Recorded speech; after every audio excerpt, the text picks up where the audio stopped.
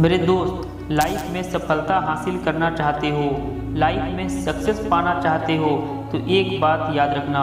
काम करते करते शरीर थक जाए कोई बात नहीं, दिल टूट जाए तो भी कोई बात नहीं, लेकिन माँ बाप के सपने कभी नहीं टूटने चाहिए। मैं मानता हूँ तुम्हारे साथ बहुत सारा प्रॉब्लम है, परिवार की जिम्मेदारियाँ हैं, हर बार असफलता ही हाथ लगती है, तुम अंदर से पूरे टूट चुके हो, कुछ समझ में नहीं आ रहा है।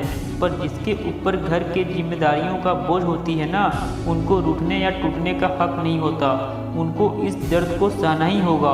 मैं मानता हूँ तुम वक्त के मार से गुजर रहे हो, पर यह भी तो सत्य है जो जितना घिसेगा वह उतना चमकेगा। इस दुनिया में हर व्यक्ति सफल होना चाहता है, पर सफलता के मार्ग में कोई नहीं चलना चाहता। और ये बात आपको एक कहानी के माध्यम से समझाता हूँ। एक बार एक मूर्तिकार एक पत्थर को छेनी हथौड़ी से काटकर मूर्ति का रूप दे रहा था। जब पत्थर काटा जा रहा था तो उसको बहुत दर्द हो रहा था।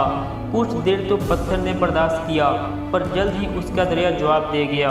वह नाराज होते हुए बोला, बस अब और नहीं सहा जाता, छोड़ दो मुझे, मैं तुम्हारे वार को अब और नहीं सह सकता, चले जाओ यहाँ से।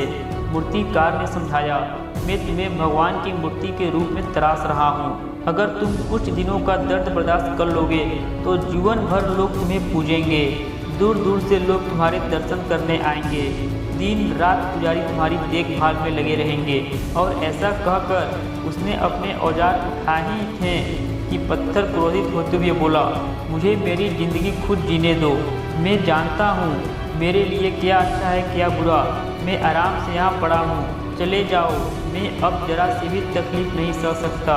मैं जानता हूँ तुम्हें दर्द बहुत हो रहा है, पर अगर आज तुम अपना आराम देखोगे तो कल को पछताओगे। मैं तुम्हारे गुणों को देख सकता हूँ, तुम्हारे अंदर अपार संभावनाएं हैं, यूं ही यहाँ पड़े पड़े अपना जीवन बर्बाद मत करो। मूर्तिकार ने समझाया, पर पत्थर पर उसकी बात का कोई असर नहीं हुआ, वह अपनी बात पर ही अड़ा रहा। मूर्तिकार पत्थर को वहीं छोड़ आगे बढ़ गया। सामने ही उसे एक दूसरा पत्थर दिख गया, उसने उसे उठाया और उसकी मूर्ति बना दी। दूसरे पत्थर ने दर्द बर्दाश्त कर लिया और भगवान की मूर्ति बन गया। लोग रोज उसे फूल माला चढ़ाने लगे, दूर दूर से लोग उसके दर्शन करने आने लगे। फिर एक दिन एक और पत्थर उस मंदिर में लाया गया और उसे एक कोने में रख दिया गया। उसे नारियल फोड़ने के लिए इस्तेमाल किया जाने लगा।